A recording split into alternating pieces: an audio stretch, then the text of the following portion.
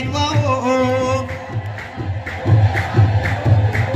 በመላእክት ልሳን ሁሌ ለሚወደድ በቤተ መቅደሱ ለዓለሙ ቤዛ ከእግዚአብሔር ዘምሩ ሰማያት በሙሉ ክብሩን ያወራሉ ሌሊትና ቀንም ግብሩን ይገልጻሉ።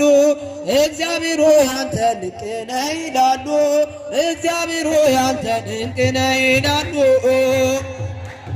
ለሳሊሙ ንጉሥ ሁሌ ለሚወደድ በቤተ መቅደሱ ለዓለሙ ቤዛ ለእግዚአብሔር ዘምሩ የእግዚአብሔር ልጆች።